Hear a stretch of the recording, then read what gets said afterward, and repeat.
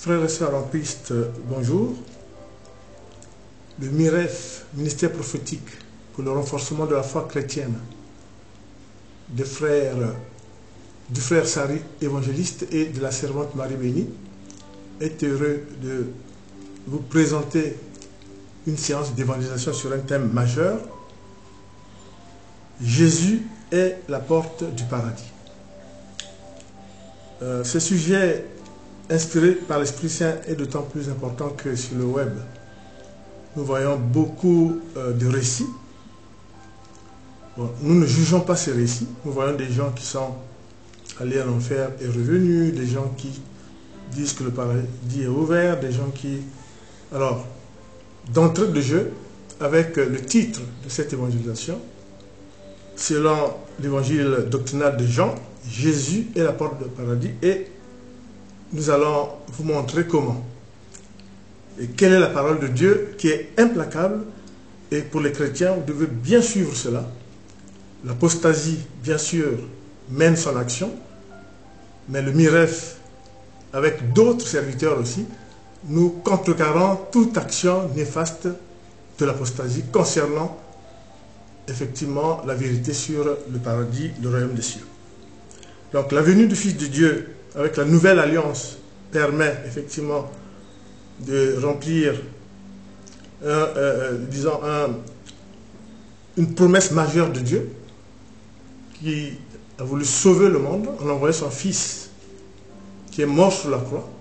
Il nous a sortis des ténèbres et par la résurrection au troisième jour, il a proclamé la victoire sur la mort. Et d'entrée de jeu, Dieu a annoncé avec la venue de son Fils que nul ne peut aller au Père sans passer par le Fils, et le message a été donc, je dirais, réitéré par son Fils Jésus, comme nous allons le voir. Vous savez qu'avec la venue de Jésus, c'est le Nouveau Testament, donc la nouvelle alliance. Jésus lui-même annonce qu'il est venu pour détruire les œuvres du diable, mais en même temps, et c'est ce que nous voulons vous faire percevoir pour contrecarrer les dérives apostasiques, où les gens sont allés, sont ressortis, ils ont même vu des personnes qui y étaient. C'est Jésus va nous présenter le royaume de Dieu, donc le paradis, mais et comment nous devons faire pour aller au paradis. Bien sûr, c'est lui la porte du paradis, mais quelles sont les obligations pour le chrétien pour accéder au royaume des cieux. Alors, tout commence par la parole de Jean le Baptiste, précurseur envoyé par Dieu pour dévancer le Christ, pour préparer le chemin du Christ, qui disait « Convertissez-vous, le royaume de Dieu, le royaume des cieux est proche ». Et quand Jésus arrive, au moment de son baptême, Jean le Baptiste, évidemment, il dit « Je ne suis pas digne de te baptiser ». Jésus dit, et la parole est prophétique, « Laisse faire ce qui t'est prévu ». Et effectivement, il va être baptisé. Lui qui baptisait par le baptême d'eau, il va baptiser Jésus par le baptême du Saint-Esprit. Et justement, la colombe, qui est, je peux dire, la matérialisation de l'Esprit Saint, et la voix qui est la voix de Dieu, va dire « Celui-ci est mon Fils bien-aimé, et c'est celui qui a toute ma préférence ». Et cela montre déjà, d'entrée du jeu, qu'il va être l'élément moteur, le chemin par lequel nous devons passer pour aller rencontrer le Père au royaume des cieux. Donc c'est très important. Le baptême et la voix, la colombe et la voix du Père. Après son baptême, Jésus poursuit en disant « Convertissez-vous, le royaume des cieux est proche, le royaume de Dieu est face à vous, il est à côté de vous. » En la personne de Jésus, le royaume des cieux vous est présenté. Alors, comment Jésus va présenter ce qui peut être conceptuel? C'est-à-dire qu'il dit, évidemment, que le royaume de Dieu est à côté de vous. Il est en même temps matériel, mais en même temps spirituel. Et donc, pour pouvoir mieux comprendre ce qu'est le royaume des cieux, Jésus va donc avoir un certain nombre de discours d'enseignement, notamment les paraboles. Amen. En se basant sur l'évangéliste Matthieu, qui est l'évangéliste du royaume des cieux, et un peu aussi l'évangéliste Luc. Mais nous allons voir par la suite, pour le chemin, nous allons nous baser sur l'évangile doctrinal de Jean, ce qui est très important. Alors, en commençant justement la présentation de la royaume des cieux, Jésus va aborder ou présenter pas toutes les paraboles en rapport avec le royaume des cieux, mais des paraboles qu'il va choisir en raison de leur pertinence pour le chrétien. Cela commence par la parabole de Lazare et le méchant riche. Dans cette parabole, qu'on retrouve dans Luc 16, versets 19 à 31, Jésus montre les destinées inverses en fonction de votre pratique ici. C'est lui la porte du paradis. Et il vous indique, par la parabole de Lazare et le méchant riche, les destinées inverses. Lazare qui était couvert d'ulcères, qui était à la porte du riche, il était, je dirais, négligé. Même les restes, on ne voulait pas lui en donner. Mais le riche, lui, il se pavanait dans ses biens. Il refusait même de regarder qui était Lazare. Et dans cette parabole, évidemment, Jésus montre que les destinées sont inverses, parce que quand Lazare va mourir, il est directement allé à côté de l'Éternel. Mais quand le riche va mourir et il va passer par plusieurs souffrances, il sera dans la tourmente, il sera dans la chaleur extrême, et Jésus nous montre dans cette parabole qu'il va regarder au ciel et il va voir Lazare et Abraham à côté de l'Éternel dans le royaume des cieux, et il va dire, mais donne-moi une seule goutte d'eau pour étancher ma soif parce que je suis dans le feu. Autrement dit, Jésus montre déjà que la manière avec laquelle vous vous comportez sur terre conditionne votre destinée. Et là, ça vous a montré l'un l'autre l'inverse, les destinées inverses. Ensuite, vous avez la parabole du filet. Matthieu 13, versets 47 à 50. C'est quoi la parabole du filet? Jésus veut dire tout simplement que à la fin des temps, comme pour le filet, vous attrapez divers poissons. Mais à la fin des temps, Jésus, en Fils de Dieu, en juge du jugement dernier, fera le tri avec ses anges. Et vous aurez les brebis et les boucs. Voilà. Donc c'est très important. Cela aussi voudrait dire que faites attention à votre pratique. Et surtout si vous êtes chrétien, comme nous allons le voir, suivez ce que Jésus nous a enseigné. Et selon la foi que vous confessez, soyez dans les normes. Suivez vraiment les paroles de Dieu et il faut agir en conséquence. Et vous avez aussi la parabole du trésor et de la perle, contrairement à une certaine opinion apostasique, qui pense que là, Jésus, dans cette parabole, invite les gens à s'enrichir. Non. Jésus dit, vous savez ce que c'est que le trésor, vous savez ce que c'est la perle rare, c'est le royaume de Dieu.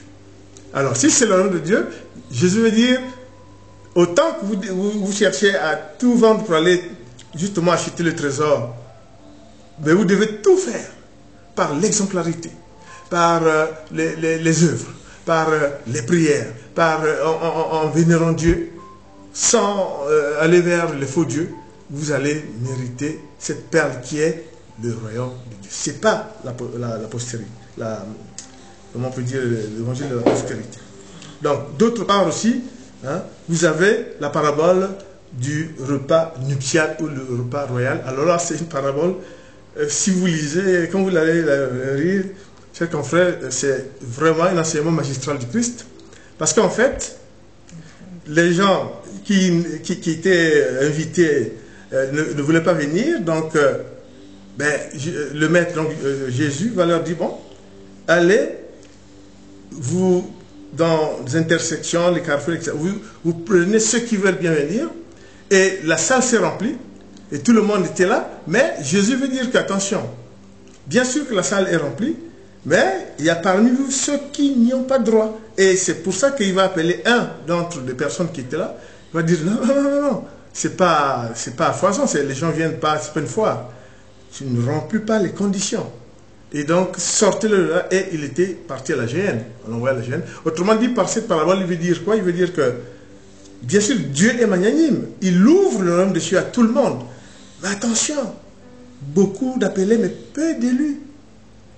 Et quand on dit peu d'élus, ça veut dire que pour que tu sois élu, il faut respecter la parole de Dieu et la pratiquer. Il ne faut pas suivre les faux dieux. Il ne faut pas suivre les polémiques de tous les jours, alors que le chemin est tracé par Jésus dans ses enseignements. C'est ça la parabole de repas nuptial. J'aime bien lire cette parabole parce qu'on peut penser que tout le monde est appelé. Oui, Dieu est gentil, Dieu est bon. Mais attention, il précise qu'il faut que tu obéisses aux conditions. C'est très important. Vous allez dire, mais alors, qu'en est-il des riches alors? Ils peuvent rentrer. Et là aussi, Dieu ne ferme pas la porte. Mais Jésus annonce que, et peut-être, même pas peut-être, je pense que, franchement, les riches devraient remercier Jésus. Jésus dit, il est un peu difficile aux riches de rentrer dans le royaume de Dieu. Alors, il y a deux enseignements à ça. Jésus, dans la rue, était avec ses disciples, et il est abordé par un jeune riche. Le jeune riche dit, mais on ne sait pas quelle mouche l'a piqué, mais il s'approche du Christ, il dit, moi, justement, j'aimais bien, mais je veux aller au royaume de Dieu. Je veux aller au royaume de Dieu. Il dit, ah bon? Ben, il faut respecter les commandements, lesquels? Ben, tu aimeras le Seigneur ton Dieu, et puis tu aimeras ton prochain comme toi-même. Il dit, mais je le fais déjà. Il dit, ben, en ce cas-là, vends tes biens, et avec l'argent, ben, tu vas donner aux pauvres. Et puis, le jeune riche a disparu. Autrement dit, Jésus va dire, il est plus difficile à un riche de rentrer dans le royaume de Dieu qu'à un chameau de passer à travers les trous d'une aiguille. Mais il ne ferme pas la porte. Mais en toute logique, c'est très difficile. Et c'est là où intervient un enseignement de Christ, c'est l'aumône de la veuve pauvre. Il y avait une veuve qui mettait dans le tronc ses pièces, alors que les riches mettaient leur argent en se pavanant pour qu'on voit qu'ils mettent là, ils disent, bon, nous on met notre argent pour aller au royaume des cieux. Mais non, Jésus dit, non, non. Elle, la veuve pauvre, elle met les centimes, la monnaie, les centimes de sa vie, et justement c'est ça que Dieu va apprécier, c'est ça qui fera qu'elle aille au royaume des cieux. Donc c'est pour dire qu'il ne faut pas l'orgueil. Et vous savez que dans la parabole du pharisien et du publicain qui allait au temple, le pharisien disait, moi je jeûne plus d'une fois par semaine, je donne de l'argent pour ceci, pour les œuvres. Et le publicain lui était vraiment courbé, demandait pardon de ses péchés. Et Jésus, vous connaissez le résultat, c'est que Jésus disait que c'est le publicain qui ira au royaume des cieux. Donc c'est pour vous dire que ça ne sert à rien de faire des œuvres en disant moi je sais pas ça qui vous entraînera justement au royaume des cieux. Donc pour ce faire, je vais donc lire en première lecture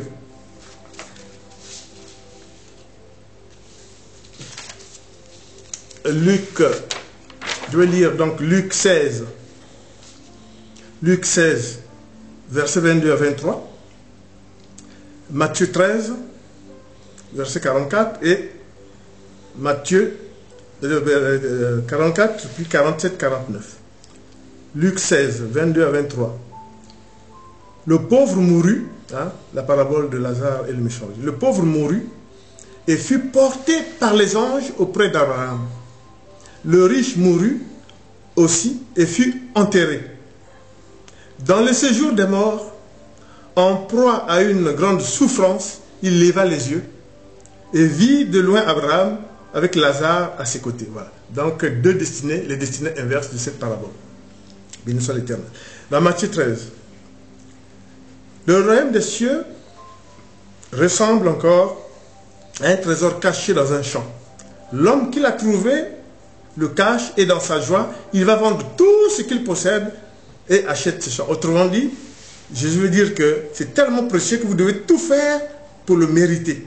C'est ça le royaume des cieux, le royaume de Dieu. Et dans Matthieu 13, aussi 47 et 49, pardon, le royaume des cieux ressemble aussi à un filet jeté dans la mer et qui ramène des poissons de toutes sortes. Il en ira de même à la fin du monde. Les anges viendront séparer les méchants d'avec les justes. Béni soit l'Éternel. Donc ça c'est très important. Donc c'est pour vous dire que Jésus, hein, Jésus annonce qu'il est le seul chemin qui mène au Père. C'est très important. Il est le Messie, il est la face du Père que vous ne voyez pas. Ça, c'est son message vraiment, je dirais, évangélique, prophétique. La face du Père que vous ne voyez pas. Nul ne peut aller au Père sans passer par le Fils, installé par Dieu lui-même comme médiateur du salut. Et vous connaissez bien ce que Jean va nous annoncer dans l'évangile doctrinal, que Dieu a tant aimé le monde qu'il a envoyé son Fils unique, Jésus, pour mourir sur la croix et pour être ressuscité et racheter tous nos péchés, lui qui n'a jamais péché. C'est la bonté divine et c'est très important. Donc, la condition que Jésus précise à cette fois-ci, c'est qu'il faut écouter ces paroles, les appliquer, donc éviter tout ce que l'apostasie orchestre. Vous êtes allé en enfer, vous êtes revenu, vous êtes allé... C'est pas possible. C'est pour ça que le MIREF donne la vraie parole de Dieu, les vrais enseignements. Ça, c'est pas de nous, c'est l'enseignement de Christ, inspiré par l'Esprit Saint, que nous essayons de faire en sorte qu'on partage avec vous, afin que vous sachiez que Jésus est la porte du paradis. Donc, celui qui me suit, dit Jésus, ne marchera plus dans les ténèbres. Là où je suis, vous y serez aussi, hein, du royaume de Dieu au paradis. Donc, je vais donner en deuxième lecture la parole à la prophétesse et ensuite nous continuons. Je lis Jean 3, versets 16, 18, 35 et 36. Je lis la parole de Dieu. Verset 16. En effet, Dieu a tant aimé le monde qu'il a donné son Fils unique, afin que quiconque croit en lui ne périsse pas, mais ait la vie éternelle. Verset 18. Celui qui croit en lui n'est pas jugé, mais celui qui ne croit pas est déjà jugé, parce qu'il n'a pas cru au nom du Fils unique de Dieu. Verset 35. Le Père aime le Fils et a tout remis entre ses mains. Verset 36. Celui qui croit au Fils a la vie éternelle. Celui qui ne croit pas au Fils ne verra pas la vie, mais la colère de Dieu reste au contraire sur lui. Amen. Amen. C'est très explicite. Jésus est la porte du paradis. Mais attention, vous devez faire attention parce que c'est vrai qu'on voit ce qui se passe. Bon, il y a la fausse doctrine, il y a les faux prophètes, il y a les faux serviteurs de Dieu. Et quelquefois, c'est des serviteurs de Dieu qui ont certainement eu l'onction, d'autres qui ont été consacrés, mais à cause de l'effet néfaste de Satan, ben, ils sont détournés. Et ça veut dire quoi? Par ce que nous venons de lire, vous, en les suivant, en les écoutant, vous aurez beau juger que non, vous avez la maîtrise de la situation. En les écoutant, en les suivant, vous vous éloignez de la parole de Dieu, vous vous éloignez du Christ et vous vous éloignez du royaume des cieux. C'est très important. Nous réinsistons sur le fait que le MIREF vous le dit, il faut vraiment faire attention à la fausse doctrine, aux faux prophètes, aux faux pasteurs, aux faux serviteurs de Dieu. Mais, comme je vous le dis, il peut s'agir des frères et sœurs en Christ qui ont eu l'onction, qui ont été consacrés, mais qui malheureusement, devant effectivement l'action néfaste de Satan, ils peuvent se détourner. C'est pour ça que aussi, nous, MIREF, à ceux-là, nous disons, revenez sur la droiture. Écoutez la parole de Jésus et exécutez sa parole. Vous allez voir à la fin ce que Jésus va... Nous vous réservons à la fin un message du Christ. Et vous allez voir qu'est-ce que c'est. Donc nous pouvons dire aussi que Jésus est le don gratuit de Dieu pour la vie éternelle. Hein? Et dans Romains 6, 23, nous savons que nous sommes sauvés par sa grâce. C'est à cause de Jésus, bien sûr, puisque Dieu a envoyé son Fils pour ça. Et Jésus, et c'est très important, Jésus est la porte des brebis ou la porte de la bergerie. Celui qui entre par moi pourra être sauvé. C'est très important, c'est une parole de Jean, nous allons la lire. Celui qui entre par moi sera sauvé. Il est la porte du paradis. À mes brebis, je leur donne la vie éternelle. Quand je leur parle, ils m'écoutent et ils exécutent ce que je leur demande. C'est très important. Il n'y a pas d'autre voie que celle posée par Jésus. 1 Corinthiens 3, 11. Hein? C'est très important. Il n'y a pas d'autre voie que celle posée par Jésus. Pas de faux dieux. Vous n'irez nulle part. Sinon à la GN. Attention. Pas de faux hôtels. En tout cas, ça, c'est le miracle qui vous le conseille et c'est la parole de Dieu. C'est très important. Et nous allons justement faire je vais faire une troisième lecture. Alors, dans Jean 4, versets 6, 7, 10 et 11. Ne crois-tu pas que je suis le Père et que le Père est en moi? Ça, c'était une interpellation avec Philippe. Hein? Bon. Les paroles que je vous dis, je ne les dis pas de moi-même. C'est le Père qui vit en moi, qui fait lui-même les œuvres, ses œuvres. Croyez-moi, je suis dans le Père est en moi, sinon, croyez-moi, au moins à cause de ses œuvres, les œuvres du Père. Et dans Romains 6, 23, comme je disais tout à l'heure, en effet, le salaire du péché, c'est la mort. Mais le don gratuit de Dieu, c'est la vie éternelle en Jésus-Christ, notre Seigneur. Amen.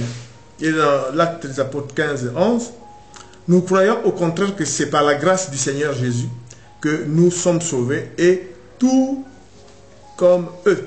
C'est très important. Donc, ce que l'on peut dire, c'est que à l'invitation de Jésus hein, à ses disciples, il leur dit que en repartant vers le Père, le Paraclète viendra. Et le Paraclète, effectivement, vous savez, il est venu et il est avec nous tous les jours. Donc, Jésus, sachant que les disciples, au moment où il leur dit que si je ne pars pas, il n'y aura pas le paradis, il leur dit aussi, en même temps, que je m'en vais vous préparer une place. Ça, c'est très important. Donc, il confirme encore de plus belle qu'il est la porte du paradis. Donc, les encouragements de Jésus aux disciples, qui sont un peu tristes de son futur départ vers le Père, font que Jésus va leur préciser, dans la maison de mon Père, vous connaissez la phrase vraiment grandiose, dans la maison de mon Père, il y a plusieurs demeures, je m'en vais vous préparer une place pour que je viendrai vous chercher et vous serez avec moi. Amen. Donc, Jésus est la porte du paradis. Donc, c'est très important parce qu'il encourage justement ses disciples.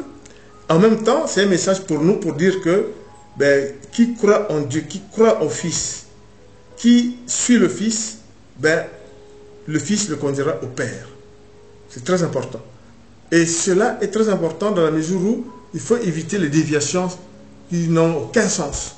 Il y a un seul Dieu, le Père, il y a son Fils, évidemment, notre Seigneur, et puis il y a le Paraclète qu'il nous a envoyé, et qui fait que tout à l'heure nous allons le voir, le chrétien est le temple du Saint-Esprit.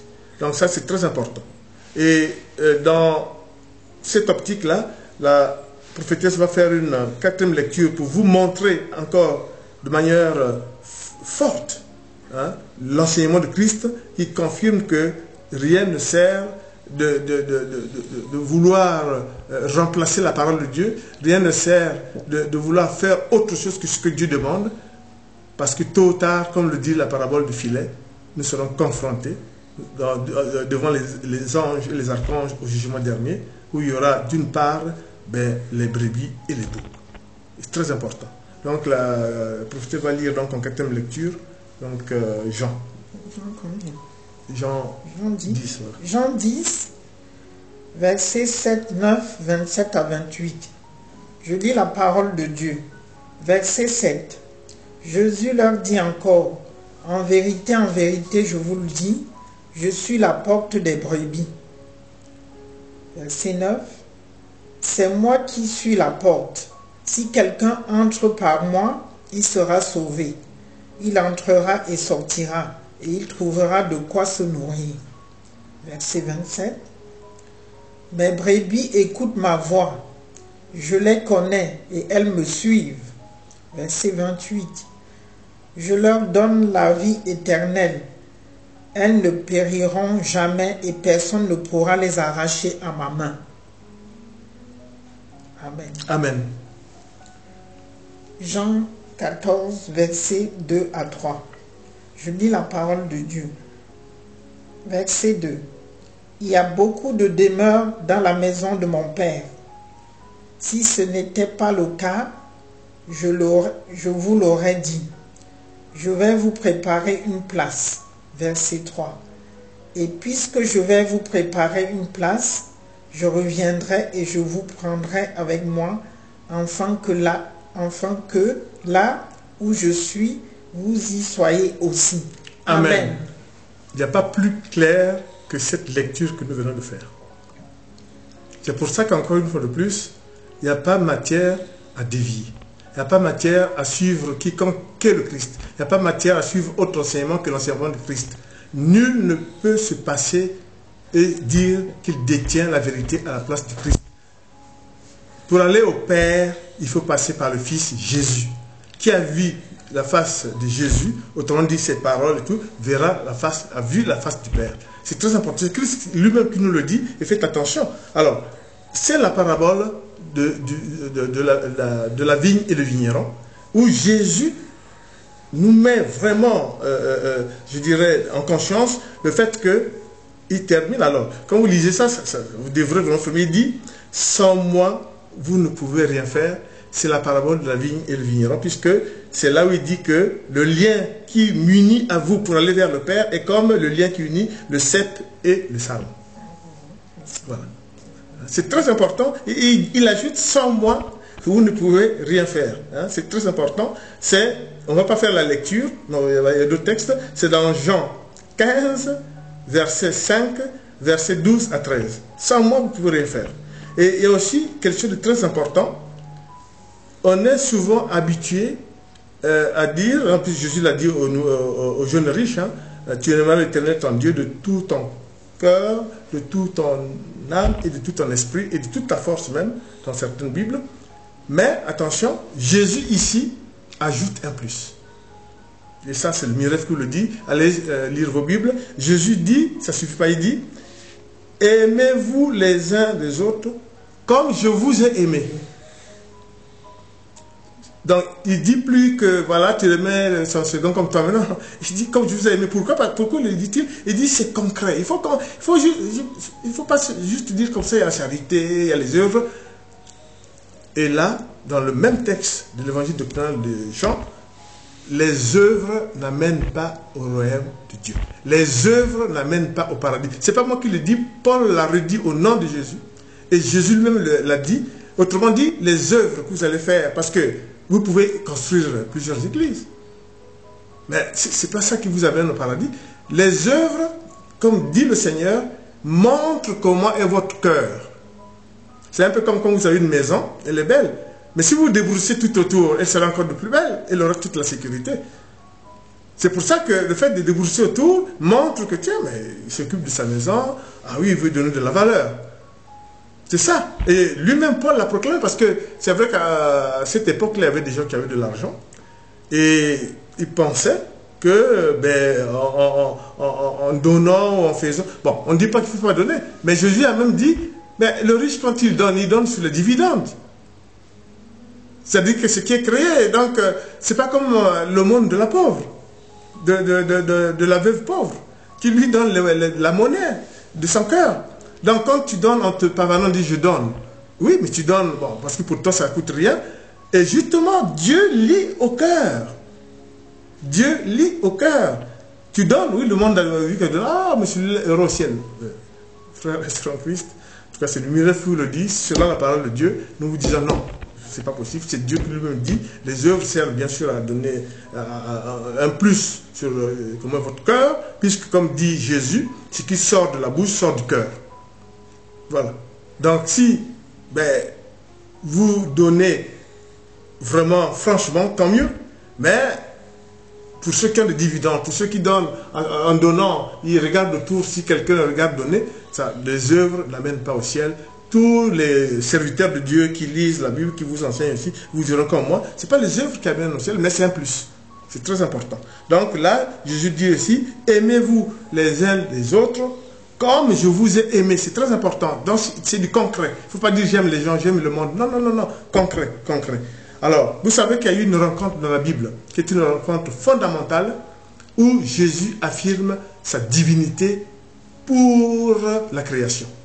C'est la rencontre avec la femme samaritaine. Pourquoi? Nous n'allons pas revoir le chapitre. Nous disons tout simplement que de cette rencontre avec la femme samaritaine, Jésus nous apprend que vous prierez, on peut prier Dieu en esprit et en vérité, au lieu de se contenter seulement à des endroits précis. Et à l'époque, il fallait aller à Jérusalem, etc. Jésus a dit non, non, hein, pour prier Dieu en esprit et en vérité partout. Ça, c'est très important. Avec cette rencontre avec la Samaritaine, il a bien montré qu'il est la lumière du monde. Il a bien montré que il est le Messie. Qu'est-ce que c'est que le Messie, frères et sœurs? Beaucoup disent Messie, Messie, mais c'est quoi le Messie? Et l'Esprit Saint me dit de vous le dire. Le Messie, ça veut dire que Jésus a l'onction de Dieu. Voilà. Il est de la lignée de David. Il agit à la place de Dieu avec les mêmes pouvoirs que Dieu. Il est le Messie. Alors, les Juifs disaient, nous attendons un Messie qui va nous délivrer. Ils pensaient à quelqu'un de physique, général d'armée, qui viendra avec une armée et les libérerait de l'occupation ou de la domination romaine. Mais Dieu a envoyé son Fils. Bien sûr, par le mystère de l'incarnation. Mais évidemment, les Juifs extrémistes ont dit, non, Dieu ne peut pas avoir de fils né des entrailles d'une femme. Mais ils ont oublié que Dieu, il est grand, et par la parole prophétique de Jean, il dit, Jésus est venu directement du ciel, puisque par la parole s'est fait chair, et il habitait parmi nous. Donc, vous avez deux. Là où on voulait attaquer en disant, mais oui, il est né, comment ça peut se faire que Dieu ait un fils né? Mais l'évangile de Jean dit, au commencement était la parole s'est fait chair. C'est un peu comme l'image de quelqu'un, vous attendez, vous êtes devant un rideau, et paf, survient quelqu'un qui vient de l'autre monde, sans passer par le ventre d'une femme. Il est venu directement du ciel. C'est Jésus. C'est très important, et il est la porte du paradis. Donc, avec cette rencontre, Jésus annonce effectivement que il est la lumière du monde, c'est très important. Et il annonce même qu'il est l'eau vive où l'on vient s'abreuver. Il est la nourriture, et en manger cette nourriture, vous aurez quoi? La vie éternelle. Voilà. Voilà, la nourriture est pour la vie éternelle. Et il annonce aussi que il est le sel qui ne s'affadit pas. Autrement dit, Jésus, l'amour pour nous ne change pas. Jésus ne change pas. Il est le sel qui ne s'affadit pas. Et il reconfirme encore dans cette parole prophétique et évangélique et divin, parce qu'il est Dieu, nul ne peut aller au Père sans passer par le Fils. Donc, ce qu'il faut faire et ne pas faire, ne pas oublier, dit Jésus, quand j'ai dit tout ce que j'ai dit, il manque quelque chose. Et c'est ça ce que Jésus veut dire. Le chrétien est le temple du Saint-Esprit. Souvenez-vous que quand on lui a posé la question, mais pour le royaume des cieux, pour les blasphèmes, il dira, attention, quand parmi les 72 disciples qu'il a envoyés en mission, l'un d'eux a dit, non, Seigneur, laisse-moi aller enterrer un parent. Qu'est-ce que Jésus lui a dit? Il a dit, laissez les morts enterrer les morts. Autrement dit, comme tu veux suivre le péché, comme tu veux suivre les mourants, l'Esprit Saint n'est plus en toi. Donc tu as ce qu'on appelle la mort spirituelle et tu n'auras jamais au royaume de Dieu. Autrement dit, le chrétien est le temple du Saint-Esprit. De ce fait, il doit toujours faire le chrétien pour que l'Esprit Saint reste en lui. Et Jésus insiste là-dessus. Hein. Pourquoi? Parce que si l'Esprit Saint n'est pas en toi, cela entraîne la mort spirituelle. Et quand les disciples ont dit, mais comment devons-nous apprécier les rapports qu'on a avec la divinité?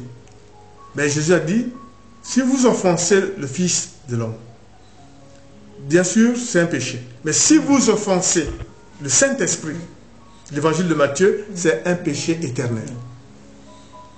C'est un péché éternel. Or, Jésus, il le dit donc, il est la porte du paradis, mais attention, qui vous amène au royaume des cieux? Vous savez c'est qui? C'est le Saint-Esprit. Il est mandaté par le Seigneur. Et donc, Jésus insiste. Tout ce que je viens de vous dire, il faut maintenant ajouter cette composante qui est que le chrétien est le temple du Saint-Esprit et il doit tout faire pour garder en lui le Saint-Esprit. Alors, il y a un danger. Pourquoi? Parce que dans l'ombre, vous avez Satan, le prince des ténèbres.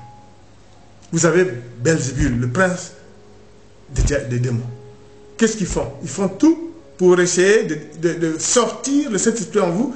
Ce n'est pas qu'ils viennent, non. Le Saint-Esprit, lui, quand peut-il partir de votre corps? Vous savez, si vous pratiquez l'iniquité, si vous êtes adepte au péché, si vous êtes dans la fausse doctrine, vous avez des autels, vous avez des fausses croyances. Et bien sûr, le Saint-Esprit ne peut pas rester dans un tel milieu. Il n'y a pas de violence de l'Éternel. C'est vous seulement vous qui devez tout faire pour que le Saint-Esprit reste en vous et pour que la porte du paradis que Jésus vous accueille, puisque c'est le Saint-Esprit qui vous amènera au règne des cieux. Amen. C'est très important. C'est là où je dois souligner la parabole de l'homme fort, c'est-à-dire que le passage où Jésus énonce Belzébul, il dit que si un homme fort entre dans la maison d'un autre homme fort et arrive à le ligoter, il dispose de sa maison. Donc c'est comme ça. Si Belzébul est en vous, vous n'aurez pas l'Esprit Saint en vous. Donc c'est à vous de bien savoir ça, tout en chantant, tout en louant, mais il faut que vous ayez à l'Esprit Saint. Vous êtes le temple du Saint-Esprit.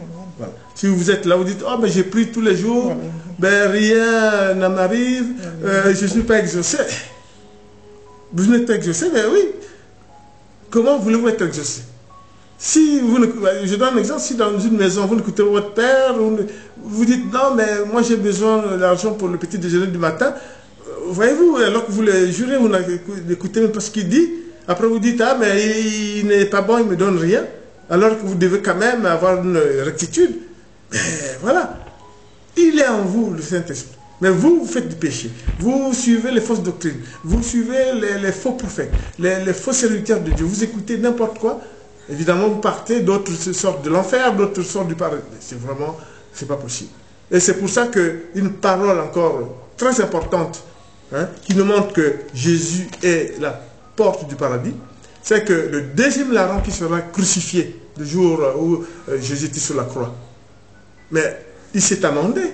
Il s'est adressé à l'autre larron en disant, mais non, lui n'a rien fait. Souviens-toi de moi quand tu viendras du ciel avec ton royaume. Et Jésus a dit, en vérité, je te le dis, tu seras aujourd'hui avec moi où? Au paradis. Jésus est la porte du paradis. Très important.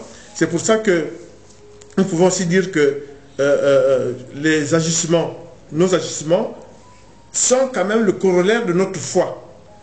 Donc si nous agissons bien en écoutant la parole de Dieu, cela veut dire aussi que nous avons l'amour de Dieu. Parce que, comme on va le lire tout à l'heure dans Matthieu 8, dans Marc 8, 38, si quelqu'un a honte de moi, et ça c'est la parole prophétique de Jésus, évangélique, vous savez, franchement quand vous lisez ça, je ne sais pas comment certains frères s'amusent avec ça. Réécoutez bien, si quelqu'un a honte de moi et de mes paroles, le Fils de l'homme aura aussi honte de lui quand il viendra à la droite de Dieu le Père pour le jugement. Alors je vais terminer en faisant la lecture et comme ça, frères et sœurs en Christ, nous serons heureux d'avoir tenu cette prédication. Jean 14, 23. Si Jésus lui répondit, si quelqu'un m'aime, il gardera ma parole et mon Père l'aimera. Nous viendrons vers lui et nous établirons domicile chez lui. Donc, ça va dans le sens de que le chrétien est le temple du Saint-Esprit. Donc, voyez-vous, Jésus et le Père viendront chez vous, en vous. Amen. Amen. Marc 8, 38. En effet, celui qui aura honte de moi et de mes paroles au milieu de cette génération adultère et pécheresse, le Fils de l'homme aura aussi honte de lui quand il viendra dans la gloire de son Père avec les saints anges. Amen. Méditez. Matthieu 7, 14, 22 à 23. Mais étroite est la porte, resserrez le chemin menant à la vie, et il y en a peu qui les trouvent. Beaucoup me diront ce jour-là, Seigneur, Seigneur, n'avons-nous pas prophétisé en ton nom? N'avons-nous pas chassé les démons en ton nom? N'avons-nous pas fait beaucoup de miracles en ton nom? Alors je leur dirai ouvertement, je ne vous ai jamais connu. Éloignez-vous de moi, vous qui commettez le mal. C'est ce que je venais vous dire. On peut se dire, oui, moi, vous tirez les ficelles, vous êtes tout ça. Ça compte pas. Ce qui compte, c'est pratiquer la parole concrètement. Et remettez la place qui est à Dieu, sans fausse doctrine, sans faux autels, à l'Éternel la louange, l'adoration, à l'Éternel la célébration, à l'Éternel le culte. Et nous pensons que vous avez bien suivi et que Jésus est la porte du paradis. Amen. Amen. Seigneur, en terminant cette prédication, nous aimerons vous remercier, te remercier du fait que par ta parole nous avons eu ce titre, par ta parole nous avons transmis à tous les chrétiens et frères et sœurs en Christ ce que les enseignements du Christ tels que tu voulais qu'on les présente. C'est pour ça que Genou fléchi, front contre terre, nous te demandons pardon de nos iniquités et de nos faiblesses, mais nous te promettons d'être encore, en suivant ta parole, vraiment de plus en plus fort, résistant à l'apostasie, résistant aux manœuvres de Satan. Ô Seigneur, conduis-nous, viens du haut du ciel pour nous conduire sur les chemins bénis. Amen. Amen.